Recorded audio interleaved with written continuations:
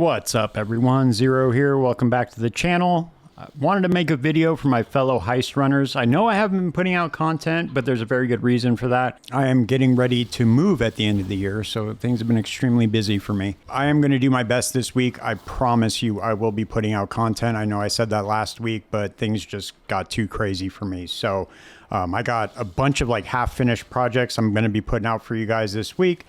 So stay tuned for that, definitely. But I wanted to put this out because Heist is by far my favorite mechanic in the game. And I know there's a lot of people who watch the channel who've also followed my Heist guide that also play Heist. So I wanted to put out a video just going over my Heist Runner. Now, I want to let you know I did not come up with the base for this build. However, I do it a little bit differently than a lot of people do. I don't like speccing 100% into movement speed and then just relying on deflection, because sometimes you do get stuck behind doors. Really, just depending on how good your rogue's gear is and depending on how fast they can open up the doors and stuff and complete their jobs, is really going to depend on how long you have that hang time. So if you don't have that good a rogue gear, you can go for a more damage setup. So I was experimenting with blink arrow, but since you don't get any physical damage in this setup from the bow or any kind of damage really at all, no flat damage, it really doesn't do much. I have it set up like that in the initial POB, but if you look at the notes, it'll explain the full deflection setup. And there is a setup that you can use with minions that is a little bit better. I was using Wretched Defiler Spectres. In the last league, I was using my Mercenary, and I just had a kinetic blast setup on my Merc, and he was just wrecking shop. So I didn't even need to worry about it. But before that, I was using a minion setup with Wretched Defilers, and that does work. So the Wretched Defilers, the Animate Guardian, they kill the mobs when you end up stuck behind the door. You just spec in, you switch this stuff out in here and just do Convocation with Enhance. So if you look at the notes section, I did put it in there. You definitely want to just make sure to have Convocation with Enhanced on there, because you want that cooldown to be fast, because you're going to be a lot faster than your minions. So you want them pulled up behind you fast if you get stuck behind a door. But just to go over with you guys, it's the basic setup. It's just the 6-link on the bow that changes depending on your play style. So we are using Devoto's Devotion. This is going to give us increased movement speed as well as armor and evasion. We are using Queen of the Forest. This is giving us 1% movement speed per 600 evasion. So the higher the evasion rating you can get, the better. It's going to make your character faster. Right now, with this current setup that I have, the one I was experimenting with, I have 439 movement speed. So it's still really fast. As you could tell from the intro, it's a little bit hard to control sometimes. The faster it gets, the harder it is to control. There is a War Banner setup, like a War Banner stacker I saw that had like 1200% movement speed. That is absolutely insane. I don't know how anybody would even be able to control that, to be honest with you. I like this setup. It's fine. I can do one wing in less than a minute. So I'm doing sub 4-minute full reveals. It's pretty good. And then we are using the replica Karui Ward with freedom of movement enchanted on that. This is giving us increased movement speed. We're doing the Highwayman. This is also increased movement speed. You can get 3% more on the roll and the movement speed on this. You also get a little bit of rarity. And then the gloves, I mean, it's really just, I was trying to put flat damage on there to see if it would help the blink arrow, but it didn't. It kind of just sucks. And I ended up trying to go with a poison support, with a poison setup anyway. So both setups did not work. So the gloves, not that great, but you just really want max life and res. You're just trying to max your resistances out with getting some armor and evasion.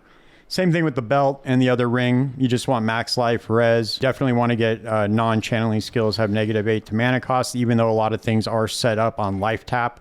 And then for the boots, we want to do 35% movement speed. I put increased movement speed. You can go for action speed too on the implicits. Ideally, you want to get 100% chance to avoid being frozen. That would be better than what I have right here. But like I said, I just kind of threw this together to get some blueprints done so I could farm and try to get a Mageblood. Now, as far as the links go, on the 6-link chest, we have Phase Run, More Duration, Automation, Withering Step, Enhance, and Molten Shell. We have on the boots, we have Enduring Cry, Urgent Orders, Life Tap, and Decoy Totem. This is like part of the deflection setup, and then this is just to generate endurance charges. And then I have my movement skill here. I also put Void Sphere with increased AoE and life tap in the gloves. Like I said, if you want to switch over to the Minion one where it actually kills some mobs around you just in case you get stuck behind a door, you would just switch this out and do Convocation with Automation and Enhance, as well as life tap. I guess you put that in there as well because you really don't have that much mana regeneration in this setup. And then you need a Widow Hail with, I would say, at least 245, 240 you could get away with because you're using the rear guard. This is giving us our max block attack damage. You get up there on spell block as well, but dude, the build's so tanky. It's wild. You can just run through all the traps pretty much. And then plus you're using the Pathfinder, so you can hit your life flask and you're just going to continuously regenerate life. So you can just hit your life flask and run through the traps, and 9 times out of 10 you'll be fine. As far as the flasks, you definitely want tier 1 increased duration. I do not have that. I have not rolled good enough flasks. I might just trade for them. I have enough currency to do it. I should probably just trade. But you want to definitely get the movement speed with movement speed on the flask, tier 1 increased duration. You want Jade Flask with increased evasion during effect. You want a Granite Flask with increased armor. And then you want Onslaught, your Silver Flask. And I put Avoid Being Shocked. You can do Avoid Being Stunned. We do have Avoid Being Stunned on the tree, so you could get up to 100%. I mean, really, realistically, you're moving so fast through these maps, you're rarely going to be getting hit. It's just kind of a precaution. You don't want anything that's going to hinder you. Now, as far as the tree goes, we'll go over the Ascendancy first. You just want to go for the Flask effect here. Flask effect here, you're going for Nature's Boon for the 30% increased effect. Then you're going for Nature's Adrenaline to get your flash charges up. That way they're always up. And then Master Surgeon. And the good thing about this setup is it's not Mageblood dependent. But once you do get a Mageblood, I mean, this thing just takes off. I mean, you'd be doing blueprints in a couple of minutes, which is pretty awesome. You can farm a lot. So we're swinging up here. We're getting, obviously, we're going to get Charisma. And then this is the jewel that really gives us a big boost in movement speed right here, but you lose a lot of dex. This is the Transcendent Spirit. We have that here, here, and down here as well. We have Unnatural Instinct over here. This is giving us a decent boost in movement speed and a bunch of other stats. Definitely going for spell suppression, and then basically just grabbing all the max life nodes, increased evasion nodes, getting some increased effective onslaught, and then movement speed, flask effect, max life.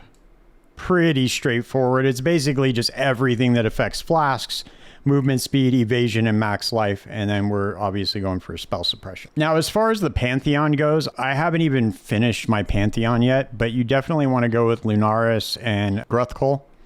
I think that's how you say it, just for the extra fizz damage reduction, and then, you know, obviously avoiding projectiles. Now, as far as the graphs that I'm using, I am using Heart of Flame because it's going to be like a free molten shell aside from the molten shell that we already have on here. Just want to get increased armor, or you can go for something else and just do increased evasion. The build works without the graphs, so this is just extra stuff.